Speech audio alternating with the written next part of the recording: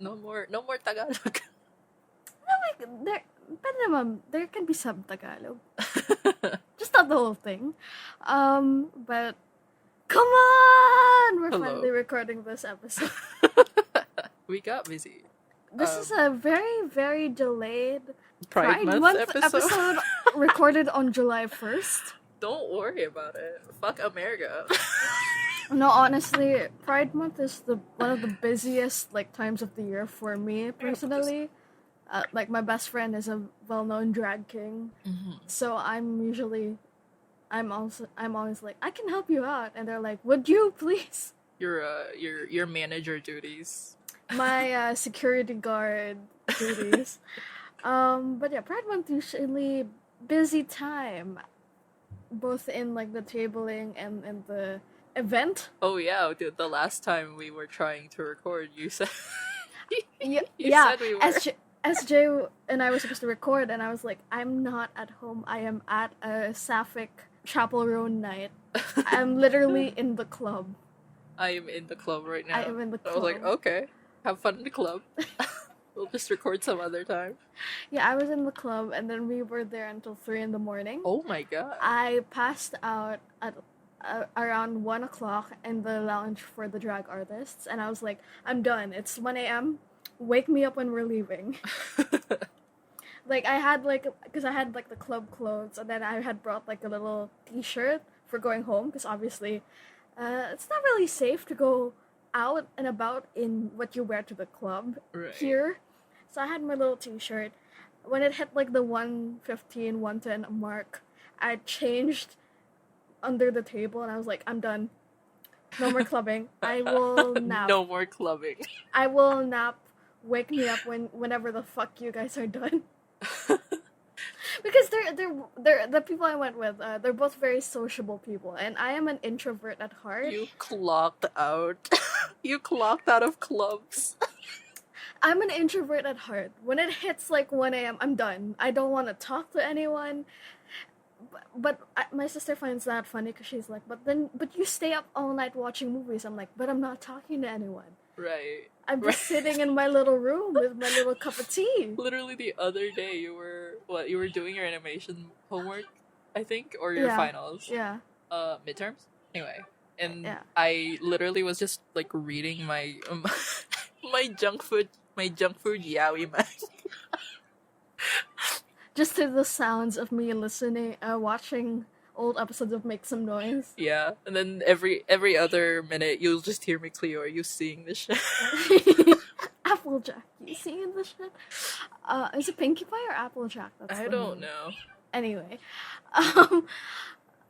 so yeah, this is our belated Pride Month episode. Mm-hmm. Today we're gonna be talking about challengers. Yes, the ultimate mainstream throuple movie.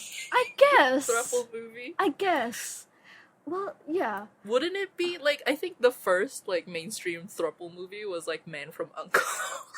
That's true. Or even earlier. To be fair, there's one in 1991, which is Point Break with Keanu Reeves. I see. And so it's Patrick Swayze. The legacy of throuple movies. Yes. It's delightful. I remember I was really hyped about challengers, and I was like, oh, please don't let me down. Please don't let me down. Spoilers, I did watch Drive Away Dolls, didn't like it that much, and that made me really sad, because I was really excited, and I really liked the two actresses in Drive Away Dolls. Is that the Kristen Stewart one? No, that's Love Lies Bleeding. Okay. I haven't seen that one, because I'm saving it for when I'm in the mood to see some weird shit, because I do know some of what happens in that there's some body stuff, and I'm like, all right. Oh, didn't you link me a thing about I saw the TV Low or something? Yes, Did you watch that one? I have not seen it yet. Okay, you're also saving it. Yes, no, I was saving it for after midterms, because everything came out during my midterms, including The Bear, including The Bear. Season 3. I'm on episode 4 of The Bear, but everything came out during my midterms, and I was just twitching, going International Coming Out Month. But apparently I saw the TV Glow. There was someone tweeted that it was playing on a provincial bus. Uh-huh. And I'm like, that's one way to realize you're trans on a shitty Philippine provincial bus. But yeah, we're talking about challengers. There's probably a lot of people who've talked about challengers, but also there's a weird amount of people who are painting Zendaya, Tashi Duncan as a villain, and that just doesn't sit right with my spirit and my soul. But yeah, Challengers, obviously directed by Luca Guadagnino and written by Justin Kuritsky, which, if you've seen Past Lives, a fun fact is the writer of Challengers is married to the writer of Past Lives, which are essentially both throuple movies. So there's the running joke about, will the third person in this throuple please write your movie so we can complete the You don't know, maybe trilogy. they do like music videos or something. Maybe, we don't know. But yeah, very good script. I have the script. I have read the script I see. cover to cover. I see. Twice. Concerning behavior. No, but it's a really well paced script. If nothing else, for my interest in screenwriting, I was like, oh, I love a bit of banter. I love a bit of banter. But there's a really great like back and forth between all the characters in here that I find tasty and delicious as someone who enjoys shitty 90s movies. Or I guess depends on who you are. I wouldn't always call them shitty. I think I stumbled upon like the trailer for the Challengers at some point, and then kind of just like glossed over it because it was like I was a little like scared of them queer baiting, basically. Well, no worries about that. Yeah, they actually pulled through. They honestly, those boys were not normal. No, it's the result of a homoerotic high school friendship. Oh. As all people who have been in an all girls, all boys, segregated high school knows, there are some powerful friendships that maybe aren't friendships that will be formed in those environments. I mean, Luca Guadagnino did Bones and All, which is a cannibal. It's a love story, cannibal love story, where I think Luca does like a lot of things about metaphors for love. Right. Obviously, like Call Me by Your Name. Not that I enjoy Call Me by Your Name. It's bleh.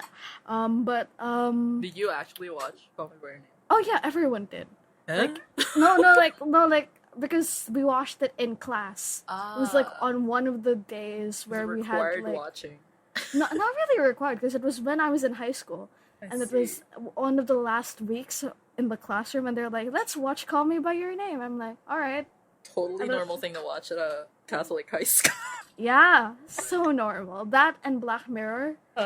I think the most normal thing we watched during that 1 week period where we were doing nothing and just watching movies in the classroom was High School Musical. We watched all the High School Musicals. I see.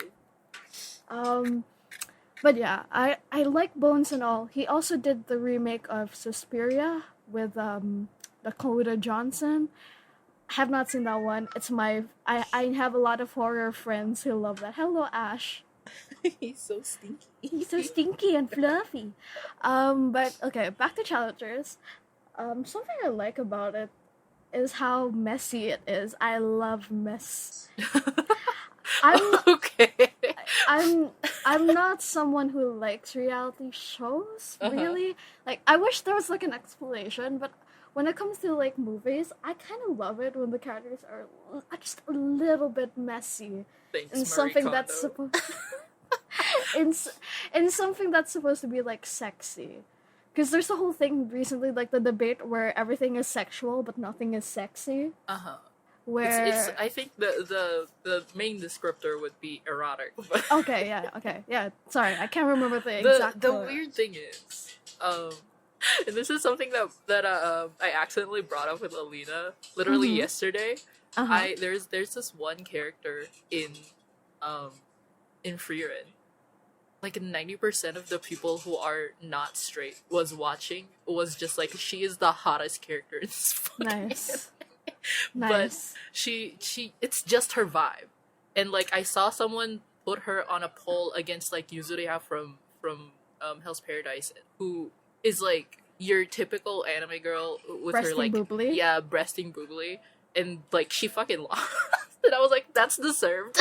Actually. Here's the thing. Sometimes when, like, people try to make something sexy or erotic, it's absolutely It's trying not. too hard. It's just, there's, like, I feel like something that this movie nails is, like, the tension and the release, or, like, well, in the case of this movie, the delayed release. Which, I guess, in a way, is very similar to a Delayed sports match. gratification. A sports match, because it goes on for a period of time. But yeah, I remember, what was the one where people were saying, oh, it's so sexy. Oh shit, the fucking Nicholas Galitzine Anne Hathaway movie, where it was trying so hard to be like, oh, we're so sexy. I just found it incredibly cringe. I'm sorry, Anne Hathaway, I love you, queen, but I don't know what this movie was. I think I saw, like, interviews of that. Like, she actually casted the guy because she You know thought he what? was hot. I respect that. You know what? She gave us Princess Diaries. She can do whatever the fuck she wants. But I remember people were like, oh, it's so steamy. And I was like watching that movie. It's book talk steamy. I was like watching that movie with like a straight face, just going, ugh, at some points. I'm remembering like screenshots of Colleen Hoover. Oh god. People on TikTok being like, "Oh, this is so hot," and I'm like, "Huh? Huh? Huh? I'm scared." Huh? These people have never read Kitty and the Nines. Anyway, but yeah, there's something about how, like, if you try too hard, it just stops being sexy. It's the same with comedy and horror, right? Yeah. It's like there's just gotta be some degree of authenticity involved here. I mean, I guess it's the same way with, like, Bill and Ted. I'd say, like, they never... It always seems sincere in its attempts. The same way with anything like sexy or horror. Like, if you're kind of already poking fun at it, but you're still, like, pushing the envelope, it doesn't become that fun to watch. Right. It just kind of becomes like, oh, okay, alright. Like, we get what you're trying to say. We get what you're trying to do. But I remember I saw Challengers on my own because no one else wanted to watch this with me. And Thank goodness. That's gonna be an awkward thing. No, my parents are used to me watching weirder stuff. But I remember I was like, oh, okay, I'll just go on this afternoon. I'll take myself on a little date. You know that meme that's like 3 tickets to Challengers? That was me, like, 1 ticket to Challengers. I had my little frozen yogurt. I sat down in the seat. And then, you know that meme that's, like, someone leaning forward in their chair? That was me within the... There's, like... We'll put it on the Twitter. But there's, like, a meme of, like, a diagram of someone leaning forward in their chair. That was me after the first 5 minutes. And then I stayed leant forward for the rest of the movie. It's that scene where they meet Tashi. Yes, exactly. Like, I was literally that scene where, like, Patrick grabs Art's thigh. That was me in the theater going, oh, okay. This is what we're doing. Alright. This I'm was on board. a movie for bisexuals. And by bisexuals, you mean Gab. Yeah.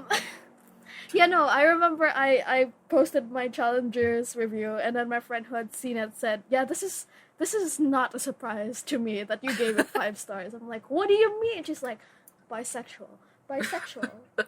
And she's like, you also like women who can kick your ass. I'm like, yes, That's and...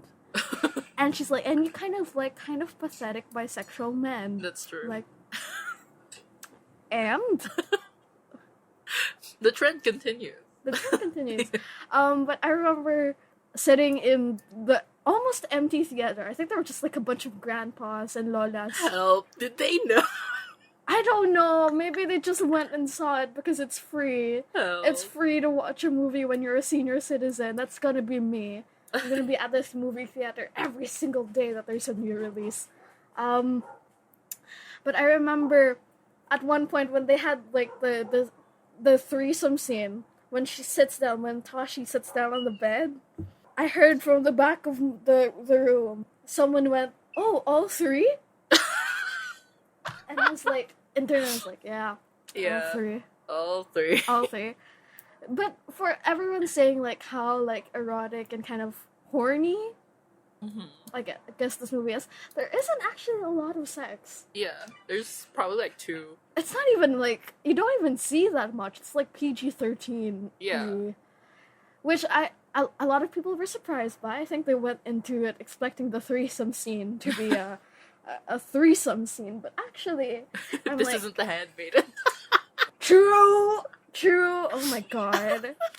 No one told me about that when I watched The Handmaiden. Help. I I'm was so watching that sorry. on full volume downstairs in my kitchen, and when that happened, I was like, Oh, no. okay, we are putting on headphones.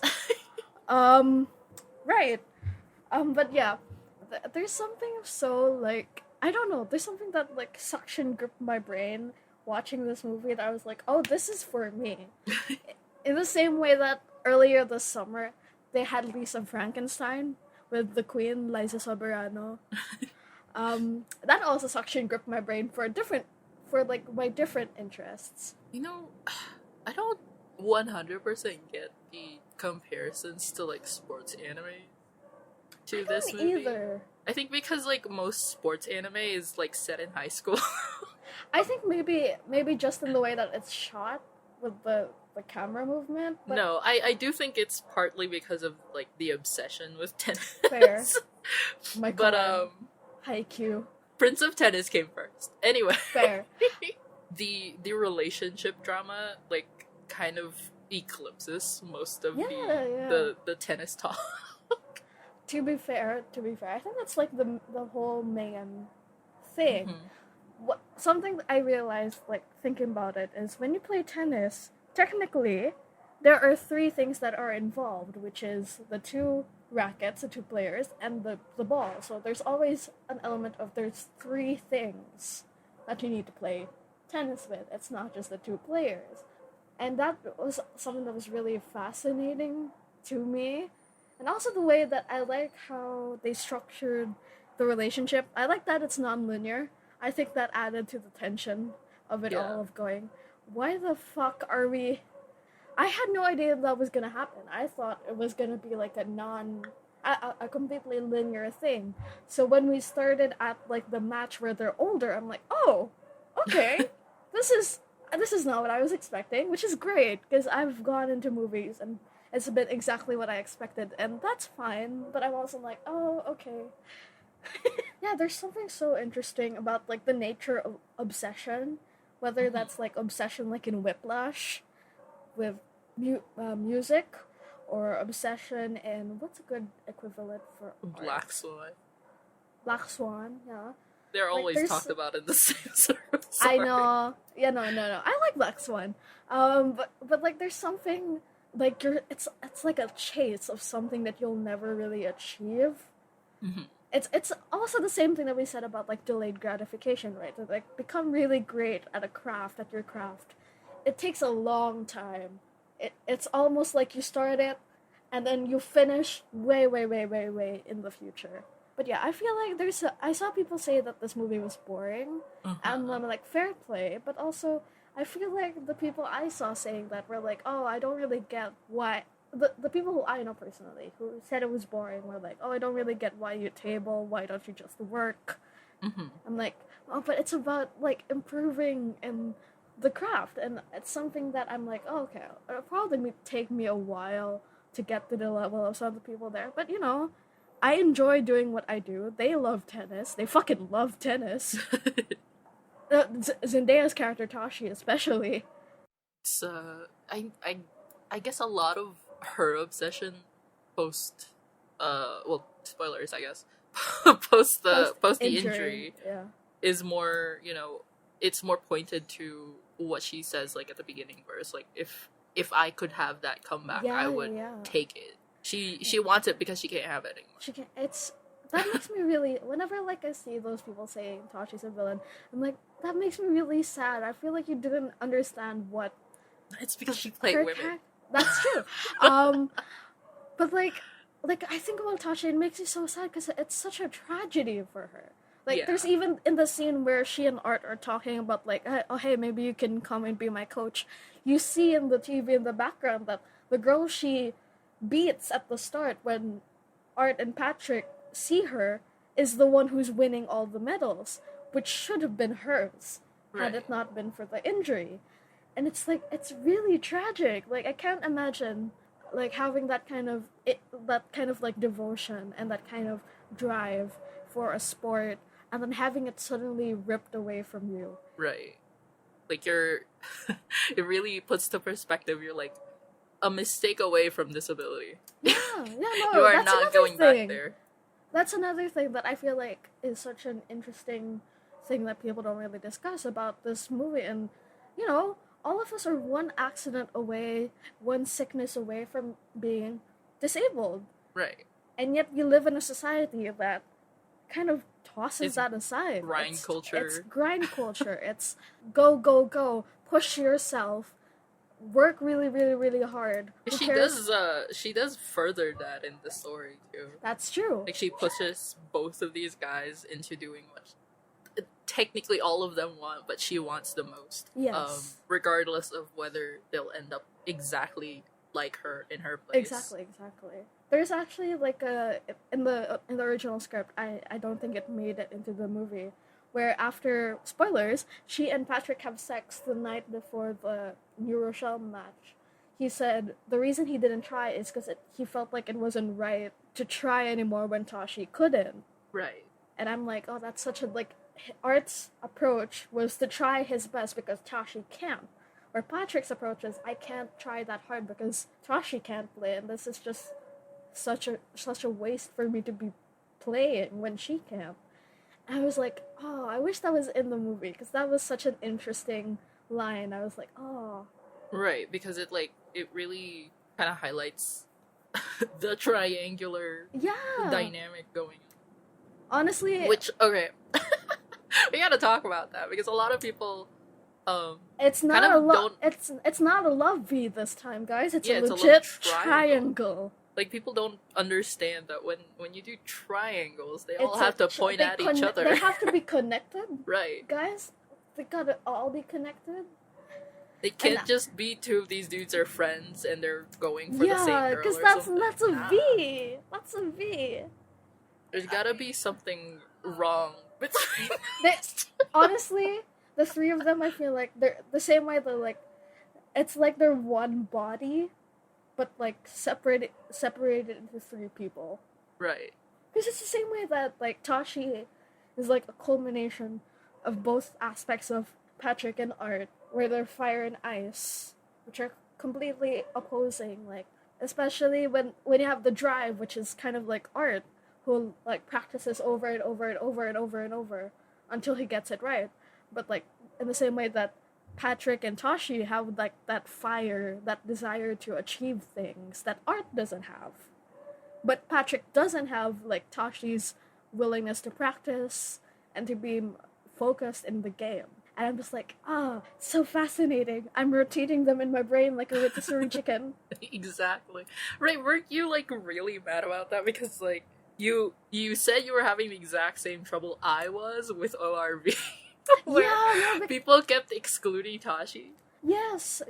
Honestly, if you go on my AO3 right now, I could publish this for you. All my bookmarks are Tashi, Art, Patrick. Yeah. Like sorry, like I enjoy seeing the Art Patrick edits. I do. I understand. But also there's something so much more delicious about the three of them together. Right. Art Patrick is tragedy. It's just pure tragedy. Yeah. I mean it's womp. It People are really into it. is. But like I think there's something so interesting about the dynamic between the three of them Right. that just like, especially now that Art and Tashi are married. I do think, right, like people who tend to to kind of just like disregard the third person Treswab who is most definitely going to be the woman in this Yeah. scenario. Yeah. When people do that and kind of just like keep writing for the last two dudes who are still kind of part of the throuple, they do this thing where they turn the missing part of the throuple into like this symbolic idea of Yeah. their relationship, right? Like if you exclude Tashi from this fucking mess, Beautiful what- fucking mess. yeah, what happens to their relationship is basically just it's devoid of that drive, because the Yeah, drive exactly. is wanting to have Tashi, but knowing that one of them has to like kailangan may lamang ganun. Yeah. So one of them has to be above the other or something like that, which Yes. like excluding that drive kind of just like beats the point of the competition between the two of them. Exactly. And here's the thing that I would like to point out to people who only ship Art and Patrick. Would they have even kissed if No. not for Tashi? No. They She would was have been instigating that shit. she was fajoshing out. No. They would have stayed in the repressed all-boys school tennis academy glory. But in the same way, like, she's the one who starts that conversation. It's like, oh, did the two of you ever have, like, a thing? Yeah, because they have this like weird They have, like, tension this- already. There's this weird vibe. Like, I remember going into this going, oh, I hope it's not just, like, Tashi and Art, or Tashi and Patrick. I wonder if Luca Guadagnino is gonna do all three, because, hello, he's done that before. But I was like, maybe he's not. And then the first scene where they win the doubles tournament, and he, like, jumps in Art's arms, I'm like, oh! Alright! I'm in good hands. There's and the something going on between. There's something mentally I don't think that they they know. are not. That's like, do they know? Does he know? Does he know? But I find it funny. I was like, they're so close. And then when the thing came around and they're like, oh, it's an all boys tennis school, right? All right. Not a normal thing to be all that with all that skinship going on. I was like, right? No, and tennis and like any sport is inherently there's kind of a lot of like sweat Right. and your like adrenaline, The sweat, locker room adrenaline. scene. True, sweat, adrenaline. Your hormones are up. I love it's how like when the locker room scene came on, I literally was just like, because I have the attention span of a fucking like of a cat outside. But, like, when that came on, the guy walked into the camera. I'm like, put it away. honestly, Put it away. I remember that happened, and in the theater, I was like, "Oh, a penis, all right." Cover them up, slut. I was like, "This is unsurprising." I was like, "Oh, okay." I love that they're not like completely hairless. No, that's That's another for thing. us. I love it. Honestly, stop making men wax their chests and their legs. Stop dehydrating them. Stop it. Stop shaving. Honestly, it kind of freaks me out more if a dude is like completely hairless. I'm like, ugh, you kind of look like a Ken doll, but not in a good way. Chidi Anagonia should have had True. should have had chest hair. Exactly, and I'm sure Eleanor Shellstrop would agree. But she's into wrestlers. True. For very different reasons. For very different reasons. But I remember, like, there's something, like, very nice about seeing, like, normal bodies in, like, a movie. Like, obviously Zendaya is, like, Zendaya. Yeah. So, but, like, Zendaya. but, like, I like the... Please. Sorry. But, like, they show, like, their scars from surgery. I love that they gave her a more mature role than... Because, I like, know, yeah, she does yeah. have, like, a mature role in, like, Euphoria or something. Is it But mature? she's playing a high schooler, essentially. I would say Euphoria is not really mature, it's horny. Right. It's rare to see women in roles that are for their age. Yeah. Something that I was amazed by is apparently all their hair in the movie, except I think when the two boys are grown up, those were wigs. Big. Wig.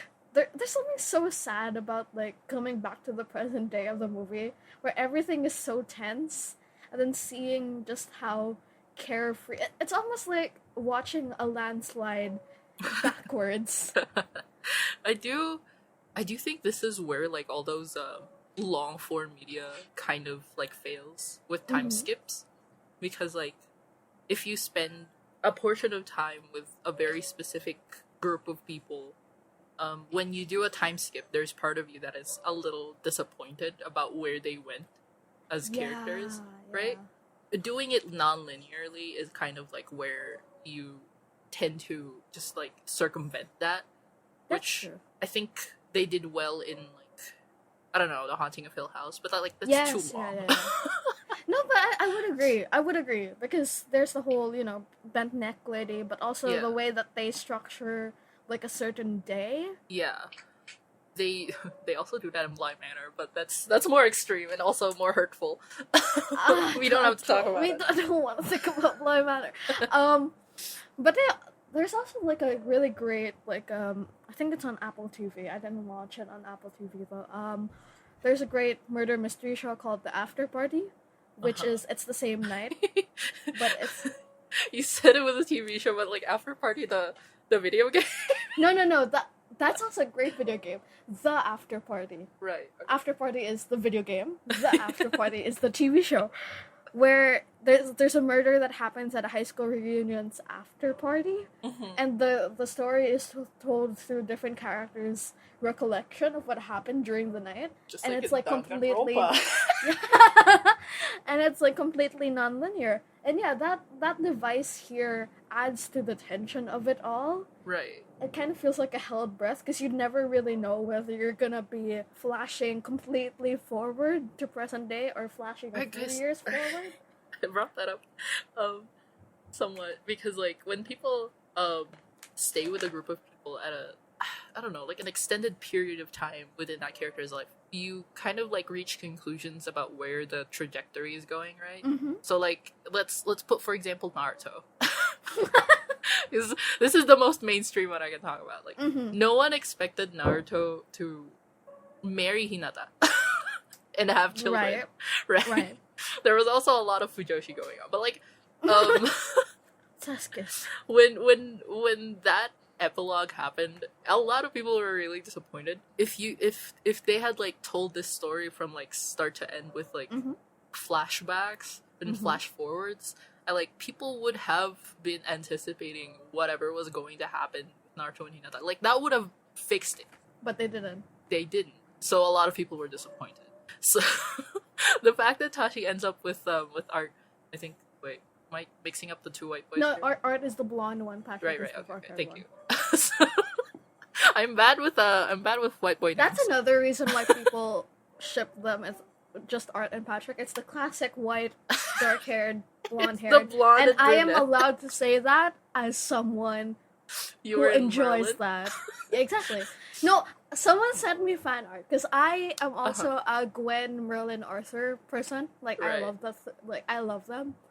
But like Merlin Gwen's love is really important for me, and that's also why I was so disappointed in the last. We don't have to get into that. But someone sent me fan art, and I was like, I had to take a moment. I was like, is this Tashi, Art, and Patrick, or is this Merlin, Gwen, and Arthur? I'm like, wait, guys, this does not clear it up. Who? And then I saw the tags. I was like, okay, it's Merlin, Gwen, and Arthur. Right.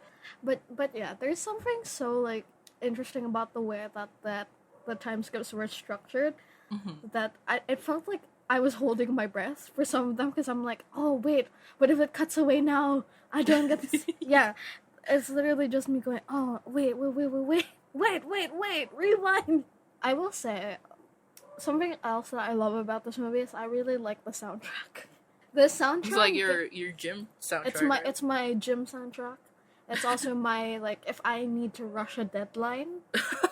You know how, like, some people say that when they want to work fast, they put on, like, the Super Mario Race soundtrack? Oh my god. Did you not know that? No. There's some people that were like, productivity hack. Put on the Super Mario Race soundtrack. That's nerve-wracking. I know, right? I feel like if I associate a soundtrack with, like, a timer, I don't like it. It gives me the hives. So, I actually do put on, like, video game music when I'm doing homework or, like, studying. I put on, like, Genshin and Persona music. I was very excited because the girl who does I guess the person who does the lo-fi girl stuff made like medieval lo-fi. And I was like, oh, this is for me. But yeah, I really like the soundtrack. It's by Trent Reznor and Atticus Ross. who also did the soundtrack for The Social Network, which is another movie with like a weird homoerotic boy bestieism, but that's about real people, unfortunately. But The RPF that that the inspired. RPF that The Social Network spawned in the year of our Lord 2012. But yeah, the soundtrack is a banger. I like listening to it. I'm not normally a kind of like, I guess it's a EDM ish kind of person, but I remember when it happened in the theater, I was like, ooh, all right. Because it goes with the movie. It has like a very memorable, like, a really good score is memorable for the scene that the score is attached to. And this one, when I hear like the Challengers theme, I remember like the pushing in at the very start of the movie to the court, where Zendaya's head isn't moving. I will say, not to like bring it back to Redacted, but that's something that I do appreciate about that podcast. Right, the in soundtrack. terms of the soundtrack, like the way that like a specific when the two characters were together, they had like the Leitmotif? leitmotif is woven in, but it's a completely different theme because the two of them getting together and that relationship is a completely different thing. That was something that I really enjoyed I about have that. a video about this. Yeah, go watch SJ's video on that. That wasn't related. Anyway, I'll No, anyway. it's a really great video. Like, it's a good soundtrack video. I'm a nerd. I have one of my favorite podcasts out there is called Soundtracking by Edith Bowman, where she sits down with the composers of each of the movie scores, and I listened to the episode with Luca Guadagnino, who he wrote like the song in the end credits, which is called Compress Repress. And that was his first time writing the song. Sorry. No, exactly. Because he in the talking about the score, he was talking about how like the movie is about repression and desire, and the relationship of repression and desire with one another. So true, King. And I was like, so true, King. Like, okay, I'm gonna read out the lyrics for Compress Repress. I'm like, he kind of ate, and English isn't even his first language. So true. Yeah, I can feel you touch me, compress, repress, compress, and then just surrender. 1, 2, 3. No one here stays the same. Change, strange, something else. Break the rules of this game. I am you and you are me. 1, 1, 2, 3. And I'm like, exactly. So true. That's a nice detention reference. Sorry. No, it's not. I feel like all of these characters, if you take them on their own, it's such a tragedy. If you take them on their own, The tennis tragedy. The tennis tragedy. That's the title of the episode. Sorry. But like, if you think about like Art, he's destined to be good, but never one of the greats. Patrick is completely unmotivated to move up in the ladder. It's just like me for real. I understand him. High school dropout. I understand him for real. And then you have Tashi, who has lost the ability to play the sport that she deeply cares about and deeply loves. And that's why I think people were like, "Oh, I have to know how the who won the game." I'm like, it doesn't matter. They all won. They also all lost, but don't worry about it. They probably have a shitstorm coming for them, but they all won in this moment. Schrodinger's victory. I think technically Art would still win because the ball went in, but I don't know the rules of tennis enough to know about that. There is one thing, though, I guess because it's not really that kind of movie that no one really points out a lot. When it comes to this, is a lot of sports is marketing. The branding, the brand deals. The image they pay a lot of money to be paint on your jersey. Yeah, there's like a shit ton of like advertisements. There's a lot of Uniqlo. Yeah, there's Uniqlo. There's Wilson. I forgot what the other ones were. Well, technically, there's Burger King because of the stupid breakfast sandwich. There's I think that is like part of Tashi's tragedy very specifically because the she's been in tennis since like what, high school, and she so, yeah. went to college allegedly so that she can't make she can't make tennis her whole life, but she still ends up making tennis her whole life. The inevitability. Very Sisyphean. It's very Greek tragedy-esque. Yeah. It's like a circular thing. Like, if she hadn't gone to college to play tennis, she would have been one of the pros. But then, if she was one of the pros, she would have made her whole life tennis, which she doesn't want to do. But she still did it. Yeah. So it's like, she's been in tennis, I guess because it's like a family thing, right? Like, there's a whole... So. No, as I understood it, it was kind of like a way for her to be able to like get scholarships and stuff, like the way people get sports scholarships.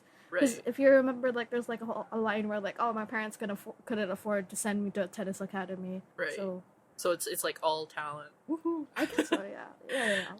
But yeah, she has this like image that she's been trying to get like since high school. Like, a lot of the commentary from the two guys are kind of just like pointing that out, that a lot of this is like image based. Yes. Right, she's booking deals with like brands and stuff.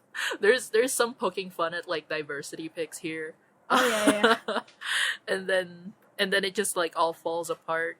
And then you like, this is like from the flashback, so you know for a fact that in the future she's still like editing the magazines. Yeah, the Game Changers instead of Game Changer. And then she has, like, the billboard that is literally plastered next to the hotel that they're staying at. There's a thing in the script, I believe, where she gets introduced as Art's wife. And then Art gets really mad. And it's like, oh, I'll ask them to introduce you as my coach. Right. And she's like, I really don't care. Just do good. Just make us look good. I don't care about being known as that. I'm like, that says so much. A lot of hers is just, like, the optics related to like tennis. Even though she has the talent to back it up, because she's a woman, it has to be like image based. No, exactly. Don't worry about it. Don't worry about it. Especially as like a woman of color in this world, you have to have like, I mean, we've seen it with like what people did to Serena Williams after she got angry. Or, like, she got frustrated in the game with Simone Biles and how people treat her and her achievements. Right, it's just, tennis is such a white sport. They can't even curse in the game. I know, I didn't know that was a rule. I didn't know that was a rule. Like, I know about, like, the temper. I know about the racket thing. I didn't know about the swearing. Yeah. There's penalties for swearing at a sports game? Could not be me. I have the mouth of a fucking sailor. Volleyball players would lose immediately. Oh no, yeah. Volleyball, any kind of like sport, when you make contact with other people in a team. Oh my god. Contact sports, sportsmen, they will lose immediately. They will lose. It's. But yeah, like I remember like tennis. Even for me, like that was always like a wealthy sport. Right. Yeah. And it's a sport for wealthy people because you need a court, like a tennis, nice golf. Pickleball. Actually, I will say pickleball has gotten a lot more accessible because there are more people who offer that. But tennis is like you have to buy like for some people the perception is like there's an outfit. Of pickleball being accessible because influencers are picking it up. Oh. So it's that makes me sad because there's like in our community there's like little pickleball leagues where anyone can join if they have an interest and they lend you a racket and stuff. It's the same with badminton. I feel like badminton and tennis have like different standings, especially in like a Philippine context, because you learn badminton in PE a lot of the time. You don't. This learn is like tennis. Required in the curriculum. Yeah, or this like is mandatory. Or like it's fairly easy to like as someone who's like gone to like cash and carry or a supermarket, you can get like a fairly decent badminton racket to play around with.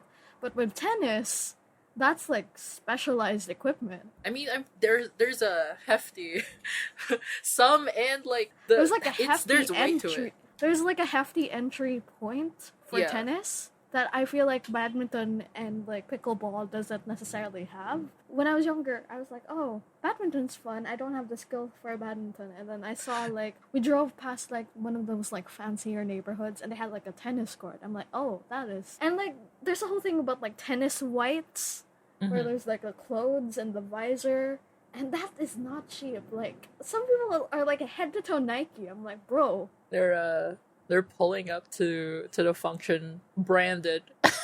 Exactly. But like, it's the same thing with like the sports golf, equivalent right? of pulling up in Louis Vuitton. It's Exactly. so bad. But yeah, it's like tennis for me growing up, and even now is I'm like, I guess maybe less so now because of challengers, and maybe more people are like, oh hey, let's get together, let's try this out. But growing up, it was really like, oh, tennis is a rich person sport. What I don't understand is why that specifically is not like that sport specifically is not like accessible to people below that tax bracket, considering the fact that like of the cast there's literally just one person of color, and it's Zendaya, who is fairly light skinned. The fact that her character, she cannot mess up the way that Patrick and Art can mess up. Right, because if she can't just up, pull up in her car, exactly, sleep in the parking lot. Because if she had done what Patrick did, she would have probably been escorted off. Like right.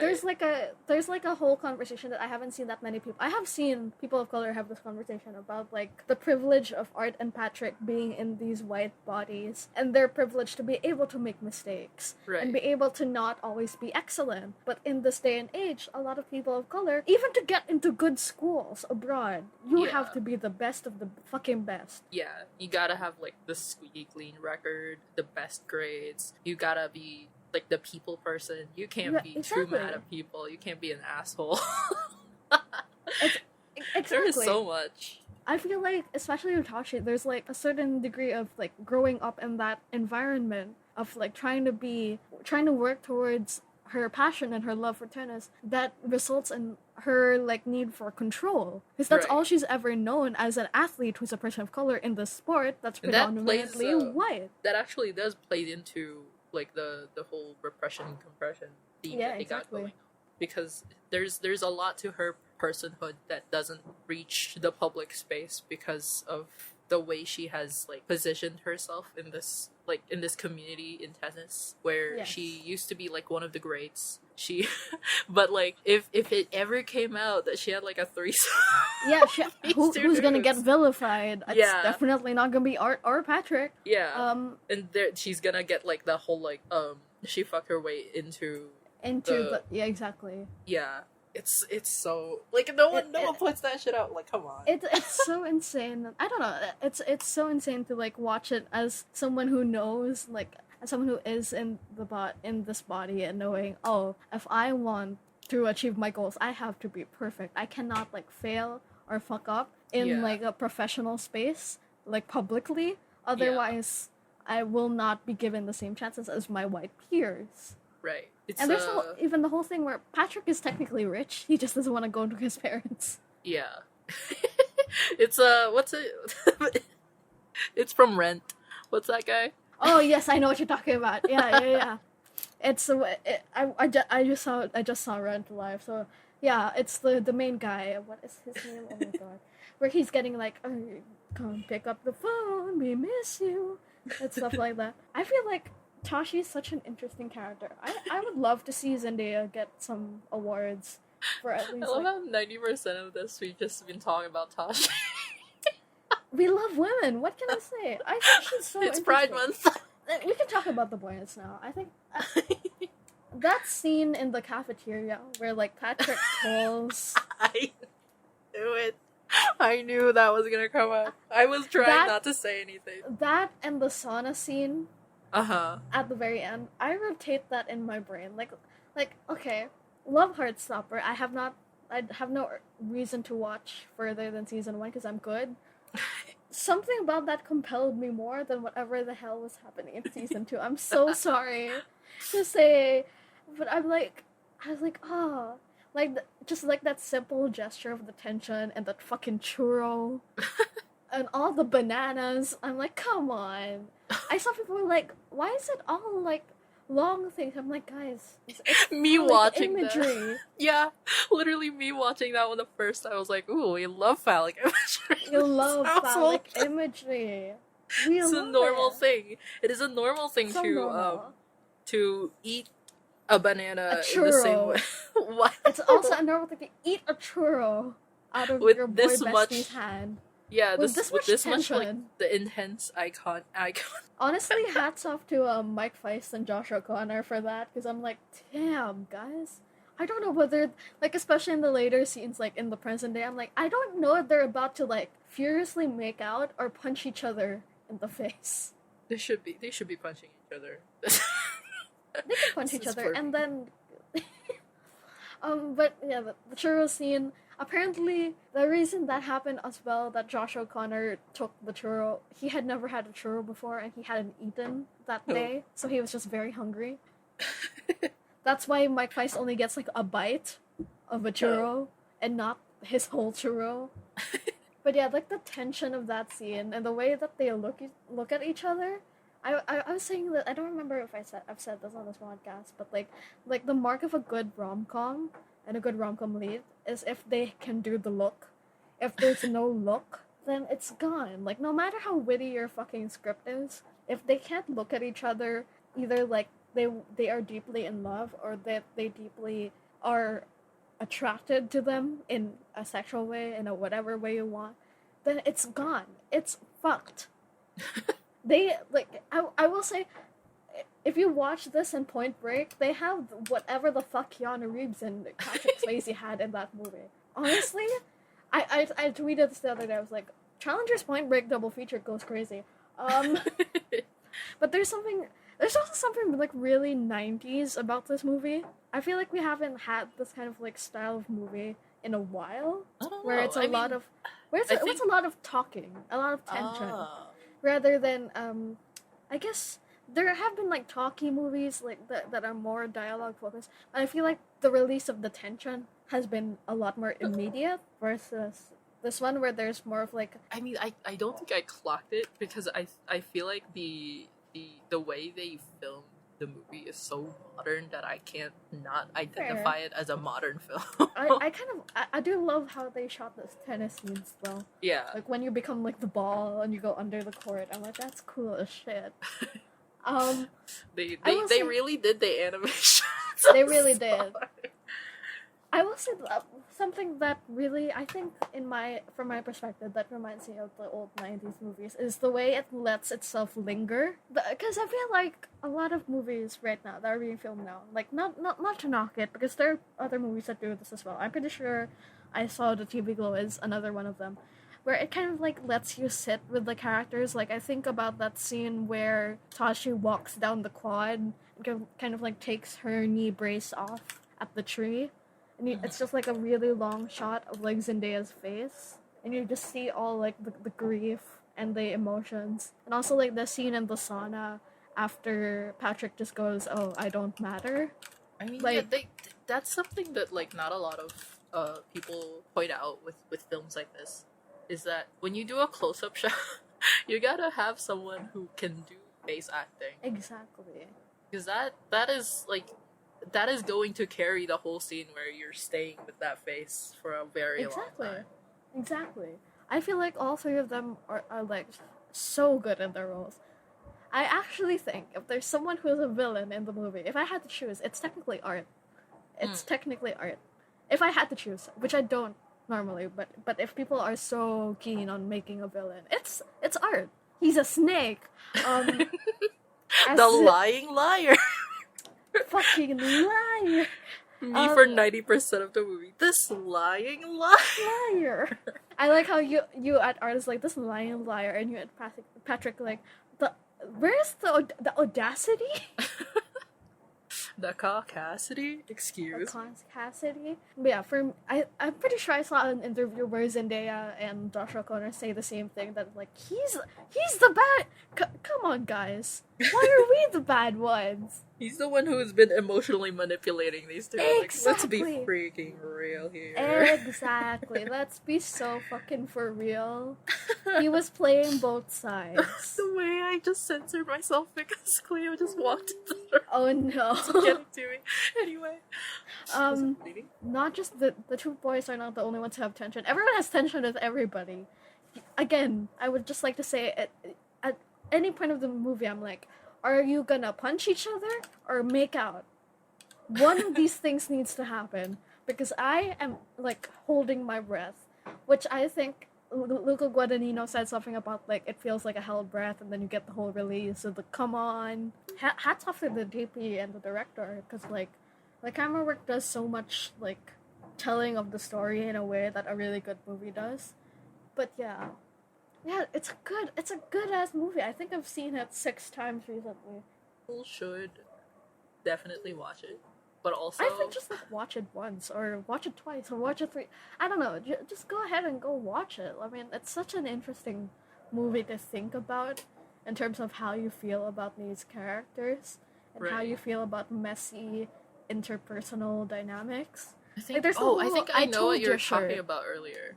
Which From one? about the 90s feel Yeah.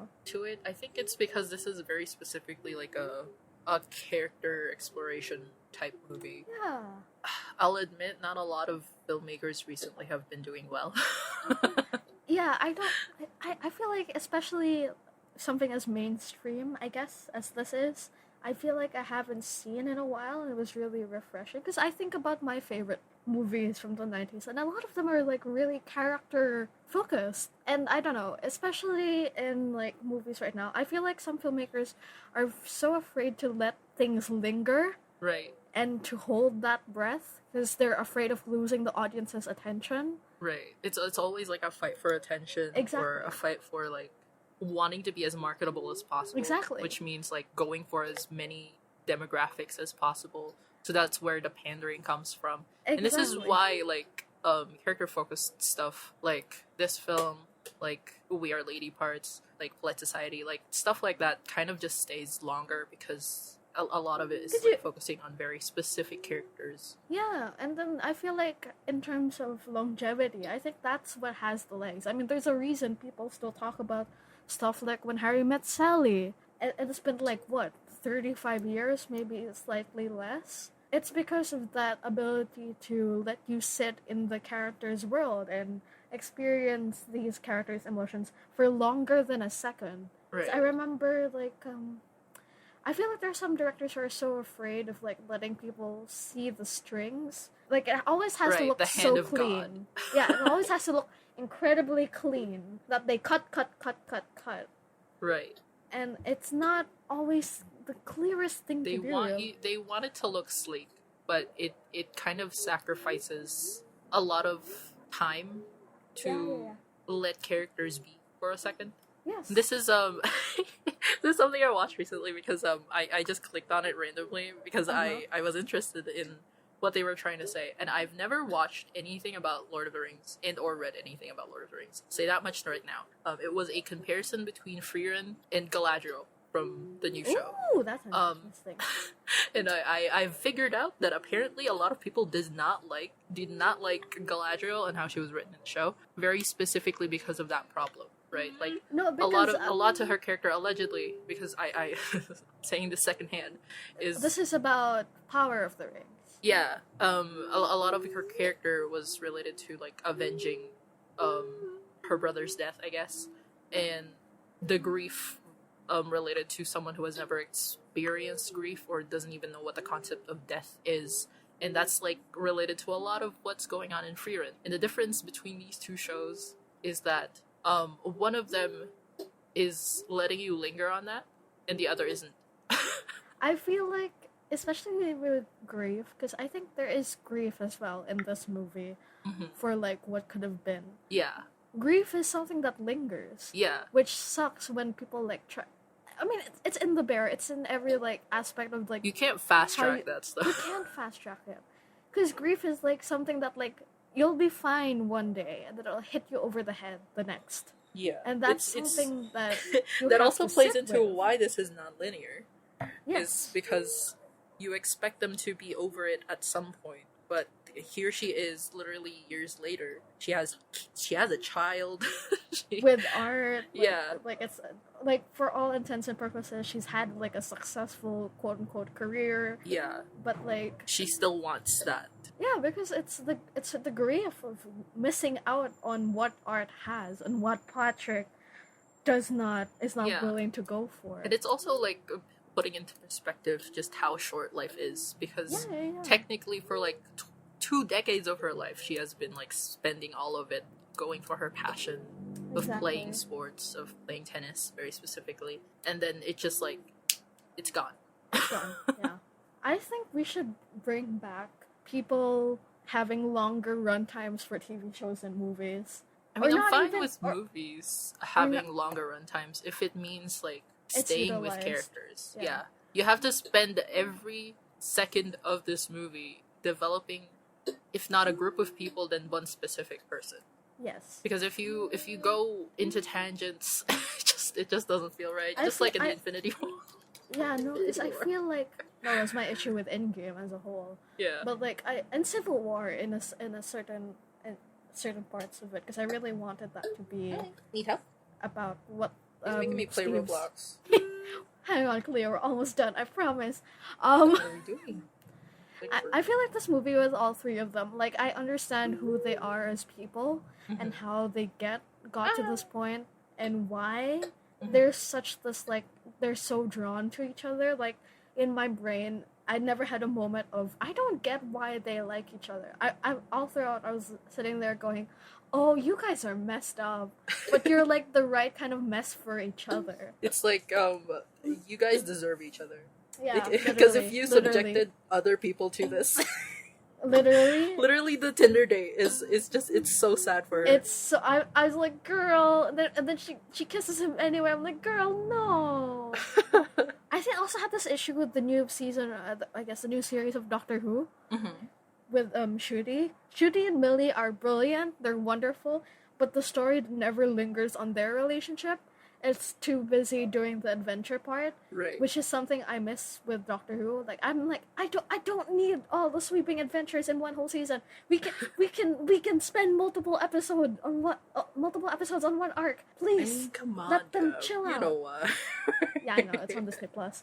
But yeah, I really like how like the character moments are such like a break from the frenetic energy of the tennis match, where they're thwacking and you're a ball. The I characters. I love how you're technically supposed to breathe during the tennis matches. Yes. Because otherwise it's just like, what's going to happen next? What are you guys doing? What are you doing? Oh, don't be an idiot. The moment I remember in the theater, the moment that Patrick put the ball in the center of the racket, Yeah. even if it was just like the lolos and lolas in me, the collective, No freaking way. and then he does it, and everyone's like, let's fucking go.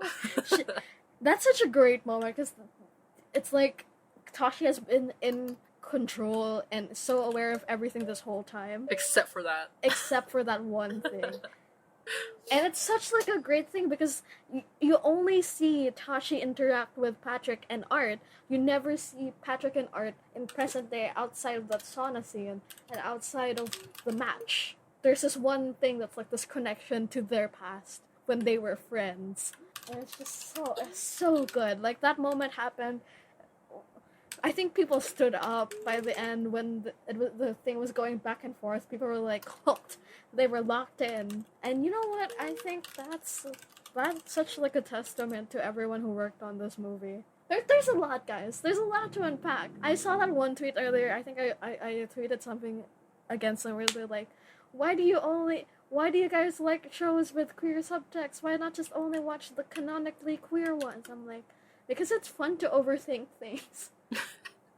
I don't know. I mean, I'm fine with the variety of things, right? Yeah, Like yeah. I would like more. That's it. Yeah, exactly. Like it doesn't matter what it is, if it's like a squeaky clean representation or just like the messiest shit you've ever Yeah, because seen. I think the same person was like, oh, but you guys don't even watch the canon queer shows. I'm like, Right, no, right. no, I do.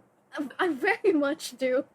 I think the I hate this. I hate bringing this up a lot because it's so like I feel like a broken record every time I say this. But like a lot of the people who say shit like, you know, you guys hate watching things where the ship is actually canon, like the queer relationship is actually canon.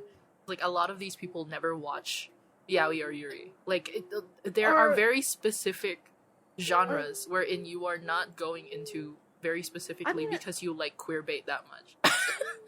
And you are blinded by the idea that like the canon stuff is like not that good. because you are sticking very specifically to things that are not for you, and you are projecting your ideas of what romance are.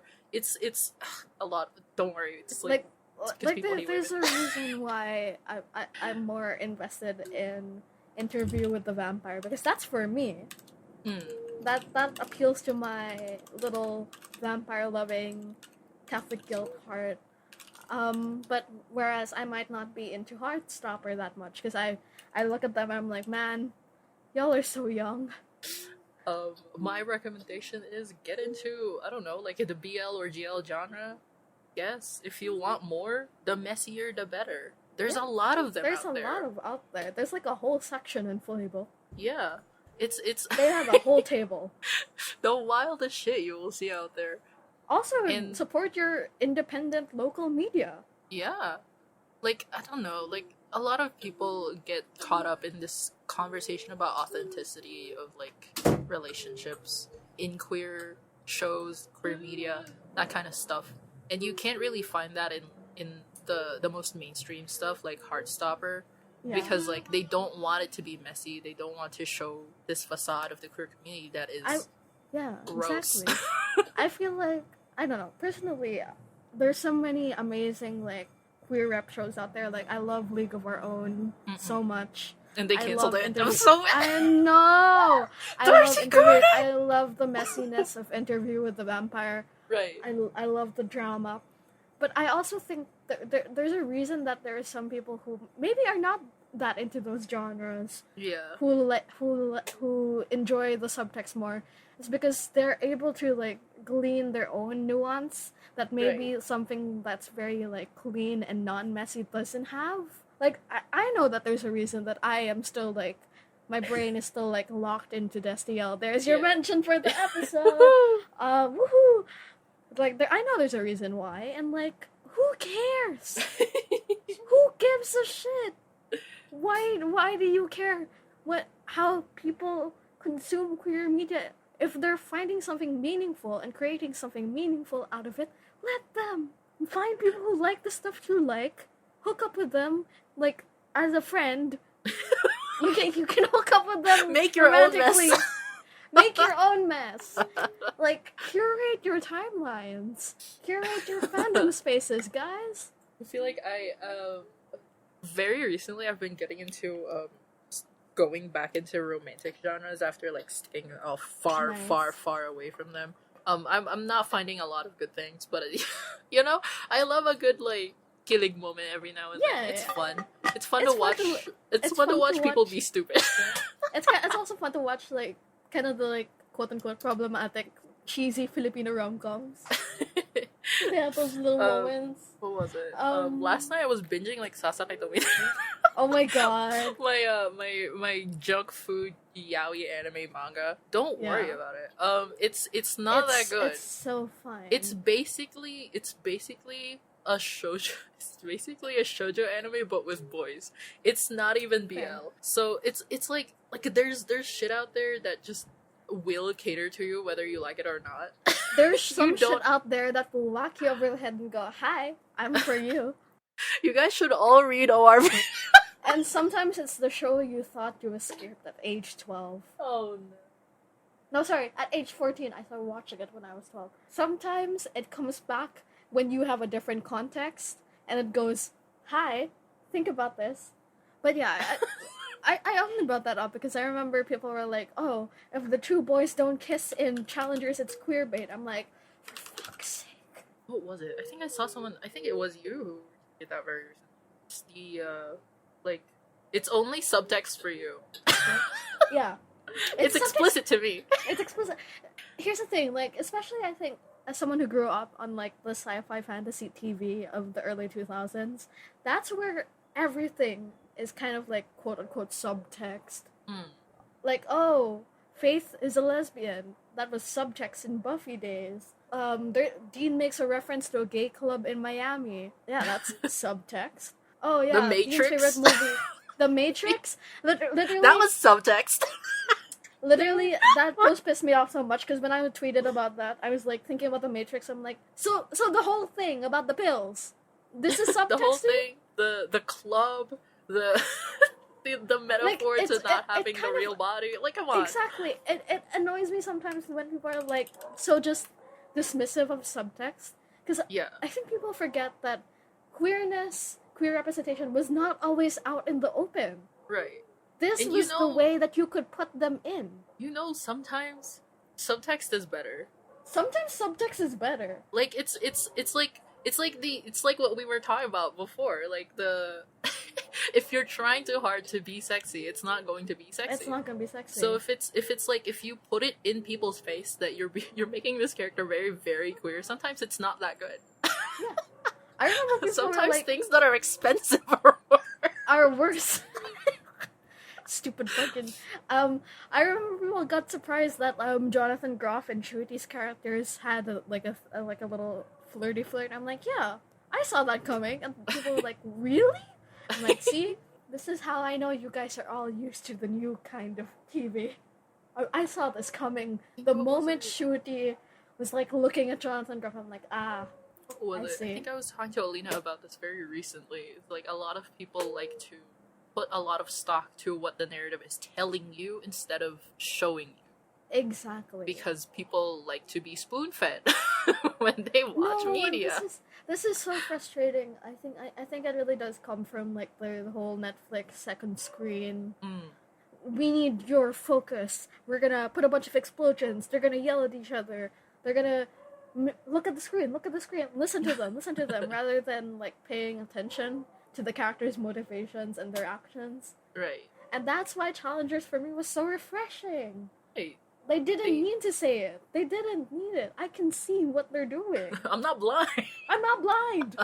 I saw that thigh grab. I saw the way Tashi's looking at Patrick. I saw the she's churro. getting angry. I saw the phallic image. I saw the churro. I saw the banana. Like, I don't know. Like, if you want your media to treat you like an idiot, like that's your prerogative. That's a skill. That's your problem. Yeah. Like some of you did not have strict Filipino teachers, and it says something about you. Some of you did not have strict Filipino teachers teaching you the symbolism of Nolly and Elfili, and that says a lot. Like, I feel like if you're going to like put so much trust into the narrator of something that you are watching, then you are a gullible piece of shit. Like, I mean, I've seen like people getting angry about the new season of The Bear for not giving it what they want. I'm like, all right, I haven't finished it, so I can't comment on it that much. But I'm like, I like this season. I actually think that there's a lot of interesting character work that's happening. They would not have survived Avatar: The Last Airbender because people. I've noticed that recently. People hate filler. I mean, it's the same way people were calling like Good Omens queerbait. I'm like, you're calling Good Omens? Gay as a tree full of monkeys on nitrous oxide. Yeah. Like that's not Get in, Angel. Oh, she realized she didn't have to worry at all. They're gay. They're gay. They don't need to kiss or do anything. Like, the kiss is just a plus, but really, you needed that to confirm? Yeah. That there's... What was it? I think what really did damage to a lot of, like, people viewing queer media the need for an on-screen kiss. Mm-hmm. And that also is, like, contributing to the people who are like, I hate that this is so on the nose about its queerness. And I'm just like, what do you want? What do you Make want? up your goddamn mind. And this is why I say, like, curate the things that you watch. Yeah. If you realize that the show is not for you, you can stop watching it. It's fine. Yeah. God forbid you watch something good. Oh. God forbid you watch something you like. Alright. People are being gay in the train station. Sorry. Just like an ORV. Just like an ORV. Do we have anything else to say other than good movie? Tashi is the bravest person alive. Tashi is the strongest fucking woman. For running off with two white men on her 18th birthday. SJ said this when we were watching the movie. SJ's like, you're gonna go up? You're gonna go with them? With to two a hotel white room? men? That's terrifying. She's the bravest person alive. So true. I get, when you said that, I was like, oh yeah, wait a minute, yeah. the most unrealistic part. That is. Like, it's not the tennis, it's not the horniness, no. It's that a teenage girl would go, alright, and follow two men back to She the just hotel met, room. yeah. Yeah. It's a good movie, go watch Challengers, go think about Challengers, and think about everything else you're watching. And Use your also, brain. Respect women. Drink your... Love women. Yeah. Respect women. Drink your respect women juice. Do not skip that. Do not skip that stuff. This is That's a important. daily vitamin. Yeah. This is your Daily E. vitamin. Sorry. Exactly. Okay. Do we know what we're talking about next week? We should do The Princess Bride. Yeah! Finally! I have so many fun facts about The Princess Bride because I'm a nerd. And I also listen to the book. I will So I'm very- I will learn SJ more next time. Yes. Because I only know about the movie. SJ and I have watched the movie several times on call. For very different just reasons. For fun. It's just fun. Yeah. It has one of the best sword fighting choreographies ever in movie The history. backstory on how I found this movie is gonna be the funniest thing to talk about. So stay tuned. We're gonna do The Princess Bride, and then I think after that, I don't know, because our October is gonna be Lisa Frankenstein, and then something else that SJ is gonna choose. Fear Street. Yeah, I fucking love Fear Street as well. Which one's your favorite? Mine is the second one. I love all three of them. I have a video about it. Sorry. Yeah, the second one is my favorite, but that's because I am an eldest child. But yeah, next time we're gonna talk about Princess Bride. It's gonna be fun. I'm gonna have factoids because I'm a nerd. Yes. We're gonna listen to SJ's story about how they got into Princess Bride. Stay tuned, guys. What you just heard was a talk from the secret Treehouse. Those were your hosts, SJ and Gab, and this was a production by The Playground. If you like that, please consider supporting us through the links found in the show notes. If you support us for as low as $6 in coffee, you can get the whole uncut version of this episode. And if you want your name at the end of the episode, like at this moment here, you can support us for $10. Thank you so much for listening, and we hope we get to hang out again.